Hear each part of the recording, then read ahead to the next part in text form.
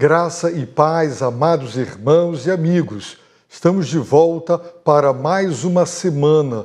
O programa Aroma de Vida abre não apenas a grade da segunda-feira, mas a grade de toda a programação da Constante TV da semana. E a nossa oração é que todos os programas desta semana tragam bênção à sua vida, aproxime o seu coração de Deus, a sua vontade de andar em seus santos e retos caminhos. E um dos modos de Deus falar profundamente ao nosso coração, o modo mais sublime, é através da sua santa e poderosa palavra. Por isso, estamos estudando a primeira carta de Pedro. O programa Aroma de Vida tem esta proposta de ser um programa de pregação expositiva, uma pregação a serviço da palavra, uma pregação que é servo do que Deus revelou, um programa que apresenta os conteúdos da revelação de Deus, de modo que a sua fé e a sua esperança, de fato e verdadeiramente, estejam calcados e fundamentados em Deus. Hoje, nós estudaremos e aprenderemos a mensagem do Senhor para nós na primeira carta de Pedro, capítulo 1, verso de número 22. Diz assim o texto sagrado: assim, já que tendes a vossa vida purificada pela obediência à verdade, que leva ao amor fraternal não fingido, amai uns aos outros de todo o coração. Que maravilhosa mensagem de Deus! Neste verso, nós teremos o sétimo mandamento. Nós já compreendemos que a primeira grande parte desta carta são os seus 12 primeiros versículos. É a base doutrinária, é o alicerce da revelação. Pedro expôs a doutrina da salvação, deixando claro o que foi, o que Deus fez. E a partir daí, a segunda grande parte desta carta, o que nós devemos fazer diante e baseado no que Deus fez. Deus nos salvou. Quais são os deveres, as obrigações dos salvos nas mais variadas áreas? Pedro já nos apresentou 6 mandamentos que têm tudo a ver como uma pessoa salva deve viver em relação a Deus.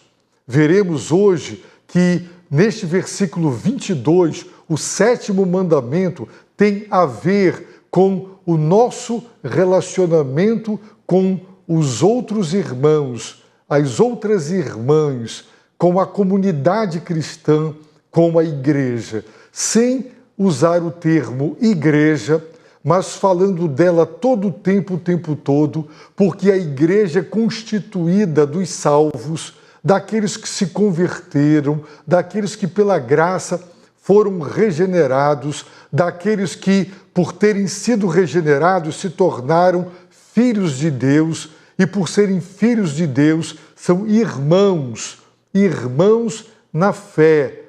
Assim, o apóstolo Pedro, depois de nos mostrar as nossas obrigações em relação a Deus, ele vai nos mostrar a nossa obrigação, o nosso dever em relação à igreja, aos irmãos, uns aos outros. E ele, no versículo 13, que é a transição, é a ponte entre a sessão doutrinária e a sessão prática, ele disse, portanto, trata-se de uma conclusão que ele apresentará com entendimento pronto para entrar em ação. Entendimento este que foi preparado. Se ele estava pronto, foi porque Pedro preparou o entendimento. Como? Com o alicerce doutrinário, com a doutrina da salvação. Com o entendimento pronto para entrar em ação, Pedro nos ensinou 6 deveres nossos para com Deus e veremos agora o 7º em relação à igreja. Vejamos. Portanto, com o entendimento pronto para entrar em ação, em primeiro lugar, tende autocontrole. Em segundo lugar, esperai inteiramente na graça. Em terceiro lugar, não vos amoldeis aos desejos. Em quarto lugar, sede santos. Em quinto lugar, andai com temor. Em sexto lugar, andai sabendo que fostes resgatados. E agora, em sétimo lugar, amai uns aos outros. Essa é a mensagem que veremos neste momento. Pedro diz assim, e este assim está dizendo desse modo. Tem a ver com o portanto do versículo 13, que se trata de uma conclusão, porque depois de apresentar o sexto mandamento, deixando claro que ser salvo significa ser redimido, Pedro falou da redenção. Ele deixou claro que Deus nos resgatou, Ele nos libertou do cativeiro no qual vivíamos uma vida fútil que herdamos por tradição dos nossos antepassados. Ele nos libertou mediante o pagamento de um preço, e o preço precioso foi o sangue do Senhor Jesus Cristo, que Ele derramou na cruz do Calvário. E ele então discorre sobre este sangue, sobre esta mediação do Senhor Jesus e o fundamento da nossa esperança e da nossa fé. Portanto, ele retorna dizendo assim, desse modo, dando continuidade, assim diz ele, já que tendes a vossa vida purificada pela obediência à verdade. Observaram? Pedro está dizendo, já que tendes, vós, cristãos, salvos, regenerados, protegidos pelo poder de Deus, resgatados, vós tendes a vossa alma, e aqui a tradução é a vossa vida, purificada. Todo cristão convertido, regenerado, salvo, ele teve, ele tem e ele continuará a ter a vida purificada. Vós, já que tendes a vida purificada, era uma posse deles. Eles continuavam a ter no momento que Pedro escreveu e eles leram a carta e teriam até o resto da vida. O que é que eles tinham? A vida purificada. Esta palavra purificada, ela tem a ver não com a purificação cerimonial, ritual, mas ela é usada no Novo Testamento para descrever a purificação moral. A salvação vai além do perdão. A riqueza da salvação é tão grande que os apóstolos utilizaram várias imagens, várias metáforas para descrever a grandeza, a complexidade desta obra da graça. A salvação significa ter a vida purificada, significa ter a vida perdoada. Deus perdoou os nossos pecados, Ele apagou o nosso passado. Mas a salvação, que é regeneração, que é proteção, que é redenção, salvação que inclui o perdão, também é purificação, porque Deus nos dá um novo coração, um novo caráter, e como consequência do novo coração, do novo caráter, teremos uma nova conduta, um novo comportamento, um procedimento diferente, porque houve uma purificação. Antes de conhecer a Cristo, nosso coração era cheio de maldade, de inveja, de ciúmes, de cobiças. Não que esta purificação tenha extraído o nosso coração pecaminoso, mas Deus nos deu um novo coração, uma nova vida. A boca, diz a Bíblia, disse o próprio Filho de Deus, fala do que o coração está cheio. E a maldade inunda, a iniquidade, a perversidade enche, inunda e domina o coração do homem. Por isso o seu olhar é mau. Por isso suas palavras deixam claro o que está dentro dele. Por isso as suas atitudes refletem o seu interior. Mas ser salvo significa ter a vida purificada. O coração foi limpo, o coração foi lavado. Uma pessoa cristã não é perfeita. Ela é tentada à cobiça, à maldade, ao ciúme, à inveja e a todo tipo de coisa hedionda, horrorosa, da qual nós até nos envergonhamos quando pensamos e sentimos. Mas a diferença é que antes éramos escravos e vivíamos cheios destas coisas e dominados por elas, mas elas foram substituídas porque a nossa vida não foi só perdoada, ela foi também purificada, lavada. O mesmo sangue que nos redimiu, que nos libertou de uma vida fútil, vã, vazia, de viver, herdada dos nossos pais, avós, dos nossos antepassados, este mesmo sangue nos purifica. Isso significa que uma pessoa salva, ela terá um olhar puro, ela terá um ponto de vista mais puro, um coração com mais amor, com mais alegria ao ver a vitória das pessoas, um coração mais cheio de bondade, de benignidade, de paciência, de fidelidade. Então, o apóstolo Pedro está dizendo assim: já que tendes, vocês têm, porque Deus fez essa obra, já que tendes a vossa vida purificada. E nós encontramos em Tiago a seguinte passagem que fala sobre a vida purificada, para deixar claro que ele está falando da transformação moral.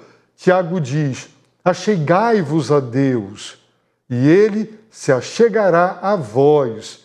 Pecadores, limpai as mãos, e vós, que sois vacilantes, purificai o coração. O coração foi purificado e o dever do cristão é manter contínua e ininterruptamente o seu coração, a sua vida purificada. Porque apesar de ter tido a vida purificada, nós ainda não fomos absoluta e 100% purificados. Também lemos em 1 João 3,3, e todo o que tem nele, Jesus, essa esperança, purifica a si mesmo, assim como ele é puro. Tivemos a vida purificada e pelo fato de termos a esperança de ver o Senhor e ser como ele é, quem tem essa esperança nele, em Cristo, purifica, diz o texto bíblico, a si mesmo, toma todas as atitudes e as medidas para manter o coração puro, vigiando, orando. Se os teus olhos te fazem pecar, arranca. Se as tuas mãos te fazem pecar, corta. Se teus pés te fazem pecar, corta. Assim, cortando o que gera impureza em cada um de nós, nós manteremos a nossa vida purificada, assim como ele, Jesus Cristo, o Filho de Deus, nosso Senhor e Salvador, é puro. E a pergunta que Pedro responde: de que maneira, como a nossa vida, a vida dos cristãos, como ela foi purificada? Ele responde: pela obediência à verdade. Pedro já tinha dito no capítulo 1, verso de número 2, que nós fomos eleitos segundo a presciência de Deus Pai e que fomos eleitos também pela santificação do Espírito e que fomos eleitos para, com esse propósito, a obediência e a aspersão do sangue. Este sangue, Pedro começa a carta falando do sacrifício. da morte, do derramamento. Esse sangue que foi derramado quando Jesus aqui esteve, ele já tinha dito que ele foi conhecido, pré-conhecido, porque fez parte do plano e do propósito de Deus antes da fundação do mundo. Então, o apóstolo Pedro diz que quando obedecemos à verdade e nós fomos eleitos para viver uma vida de obediência, aqui está o propósito da eleição, para a obediência. Um dia nós ouvimos o Evangelho. Toda pessoa regenerada, convertida, ela ouviu o Evangelho. E Paulo diz que o Evangelho é a palavra da verdade, o Evangelho. Jesus, o Filho de Deus, ele disse: e conhecereis a verdade vos libertará. Jesus, o Filho de Deus, declarou: eu sou a verdade. E ele orou dizendo: Pai, santifica-os na palavra, a tua palavra é a verdade. Quando ouvimos este Evangelho, que é a palavra da verdade, porque o Evangelho é Jesus, Jesus é a verdade, e toda palavra a respeito de Jesus é a palavra a respeito da verdade libertadora. Naquele momento, pela graça e pelo poder do Espírito, nós obedecemos. Ele veio chamar pecadores ao arrependimento. Ele disse: arrependei-vos, o reino de Deus chegou, está próximo, está aqui. Eu sou o rei, o Messias. O rei chegou e com ele chegou o reino, não consumado, mas ele inaugurou a presença do reino. E ele disse: arrependei-vos e crede no Evangelho. Naquele momento, quando nós obedecemos à verdade, a nossa vida foi purificada, não só perdoada, não só liberta, não só regenerada, não só redimida, ela foi também purificada. Deus nos deu um novo coração, Ele lavou, Ele limpou o nosso coração. Éramos pessoas muito perversas, os nossos olhos eram cheios de adultério, porque o nosso coração era cheio de adultério, a nossa língua era cheia de maldade e de maledicência, porque o nosso coração era cheio de maldade e de maledicência. O nosso coração era cheio de ciúmes, por isso os nossos olhos, eles ficavam irritados ao ver pessoas tendo o que nós não temos, a inveja, ou pessoas querendo ter o que temos, o ciúme. Sim, assim éramos nós, mas ao obedecer à verdade do Evangelho, nossa vida foi purificada, graças a Deus. E à medida, e isso é contínuo, que em nossas vidas cristãs prosseguimos obedecendo à verdade de Deus, esta purificação que foi realizada definitivamente naquele momento outrora, e esse momento perdura, já que tendes, tínhamos, continuamos a ter e teremos, é uma posse. Ele fez isso, a nossa vida foi purificada, mas o nosso dever é continuar a purificar, assim como ele disse: sede santos. Ora, nós somos em Cristo santos e somos ordenados a ser aquilo que somos. Assim também, se continuarmos a obedecer à verdade, nossa vida, nosso coração continuará a ser purificado. E vejam que coisa linda e maravilhosa que o apóstolo Pedro acrescentará.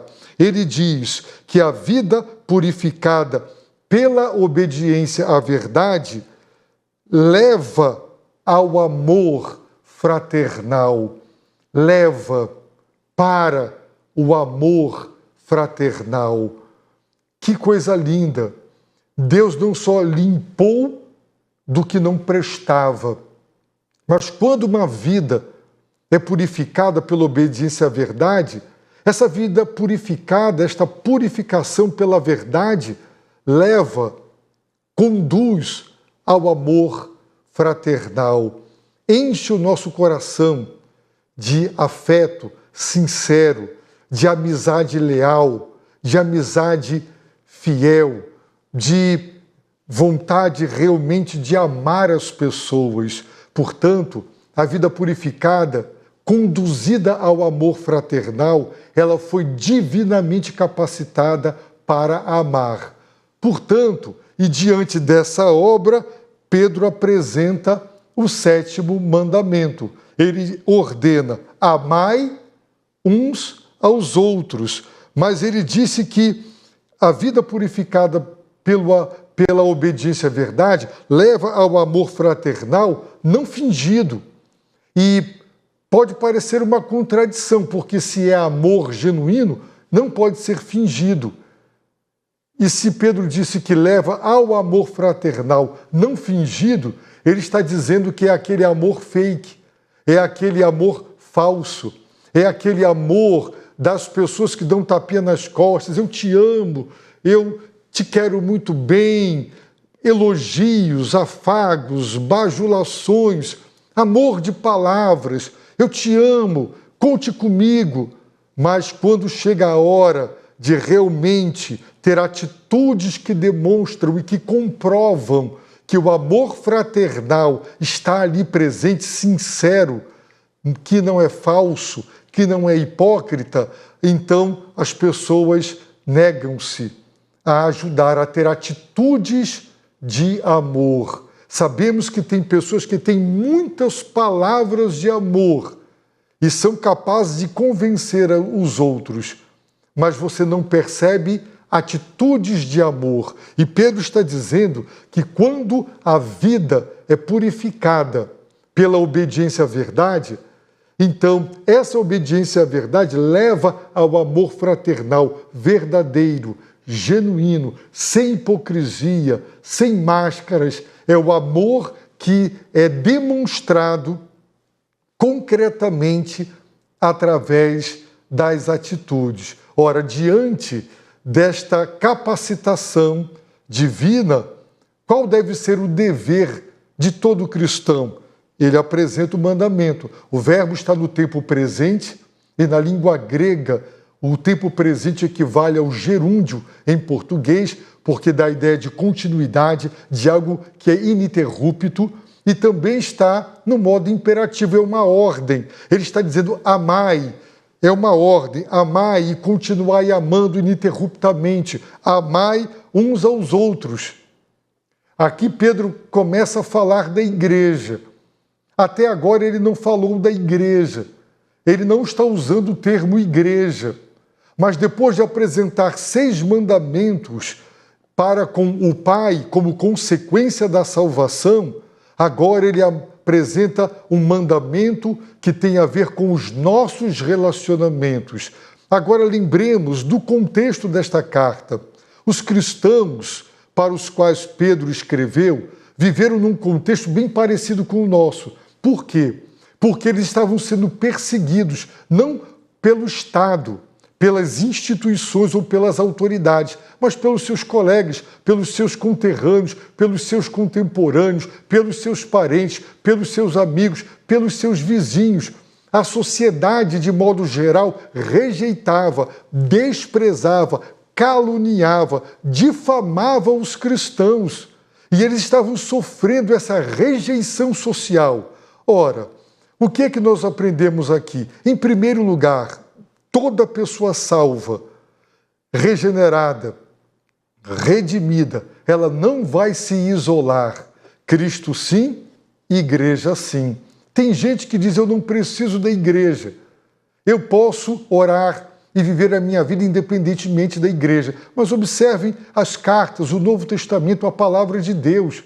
Pedro está falando da salvação e dos mandamentos para com Deus, verticais. Agora ele apresenta os mandamentos horizontais e ele fala: amai uns aos outros. Quem são esses outros? Os outros salvos, os outros irmãos, a família de Deus, porque eles, os salvos, sempre estarão nesta comunidade. É impossível, não tem lógica, é uma anomalia uma pessoa se dizer salva e cristã e não estar inserida na comunidade, não se reunir com os demais salvos, regenerados e redimidos. para adorar e para servir a Deus. Aqui está uma prova. E qual é o dever de toda pessoa salva para com os seus irmãos dentro da igreja, no seio da comunidade dos salvos? Amai, o apóstolo Pedro diz, uns aos outros. Esse é o nosso dever. E ele diz, amai de todo o coração.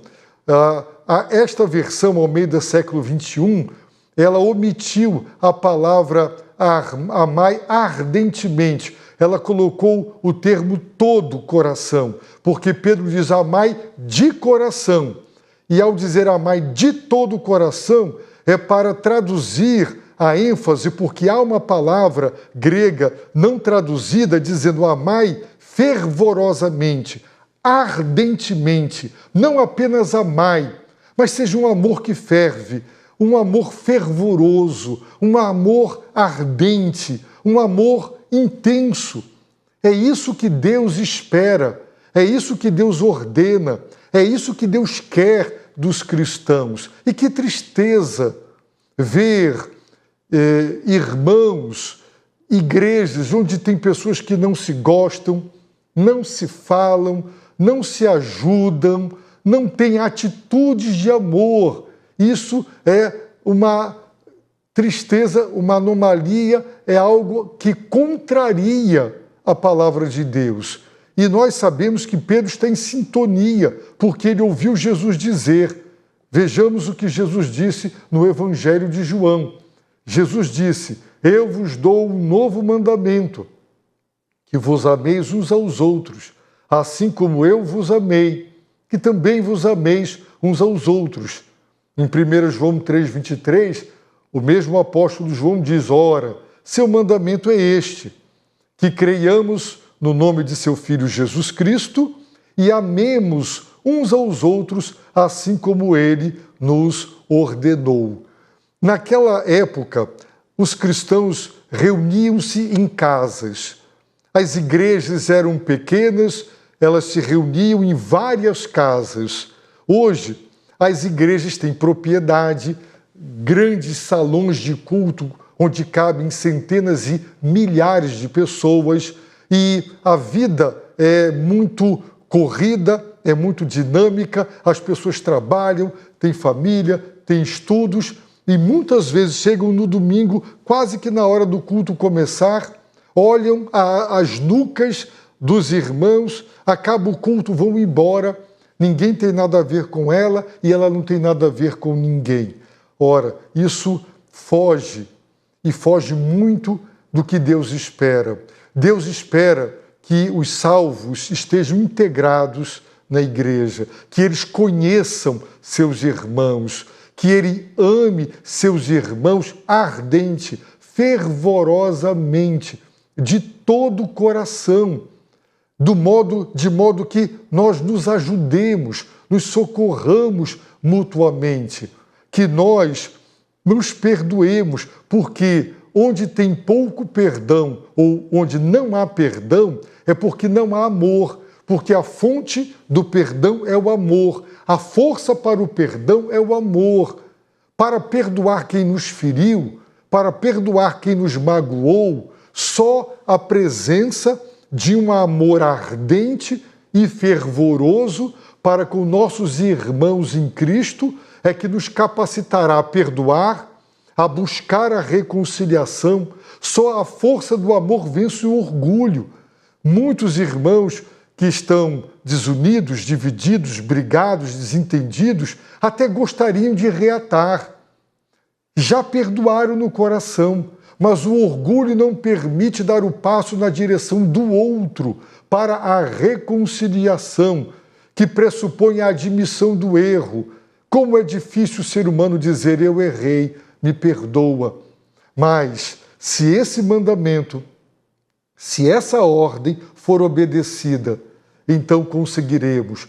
Portanto, observem, a nossa vida foi purificada do ódio, da mágoa, do ressentimento, daquele egoísmo que estraga os relacionamentos e rompe os relacionamentos, Não há nada que, eu diria que o egoísmo é o câncer dos relacionamentos.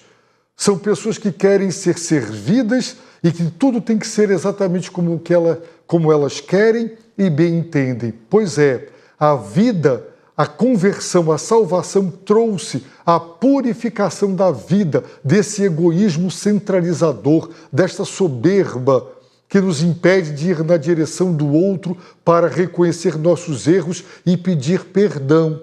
Mas a vida purificada dessa soberba, dessa jactância humana, dessa vaidade humana, de rancores, de ódio, uma vida purificada pela obediência à verdade, essa vida ela é levada ao amor fraternal. Deus nos enche desse amor fraternal. Ele nos capacita. Por isso Pedro está dando uma ordem para pessoas que foram capacitadas. Ele não está dizendo amai, é uma ordem para quem é incapaz. Ele está dizendo a vida foi purificada pela obediência à verdade. Essa obediência à verdade e essa purificação da vida leva ao amor fraternal. Deus nos capacita, nos enche desse amor. Então, amem. Amem uns aos outros. Como nós falhamos nisso? Lamentavelmente. Vergonhosamente. Temos que admitir que há muitos erros nessa área. Muitos erros. Muitas negligências da nossa parte. E nós precisamos pedir a Deus para que realmente, uma vez que Ele já nos capacitou, nós sejamos capazes, porque vivemos no mundo, como era a sociedade das igrejas e dos cristãos para os quais Pedro escreveu, era um mundo adverso, era um mundo que perseguia, era um mundo que desprezava e menosprezava, que criticava e que difamava. Ora, os salvos têm um contexto de um mundo que é avesso. E a igreja deve ser uma comunidade de amor. Agora, você congregar numa igreja com confusão, com desafetos, com rixas, com contendas, então, para onde nós iremos? Nós precisamos de relacionamentos marcados por amor genuíno, não só de pessoas que na hora de um louvor cantam Deus te ama e eu te amo, mas na hora da necessidade todos correm, todos fogem. Não. Uma igreja constituída de salvos, vidas purificadas, capacitadas para amar e que se amam de verdade, um amor de atitudes, não só um amor que se expressa com palavras. É importante pronunciar palavras de amor? Sim. É bom ouvir palavras de amor? Sim.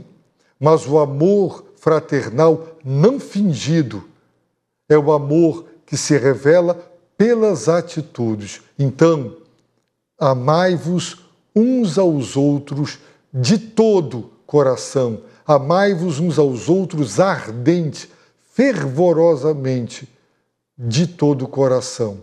A minha oração é que Deus nos abençoe, nos dê entendimento, transforme os nossos relacionamentos no seio da igreja, em obediência a este mandamento divino.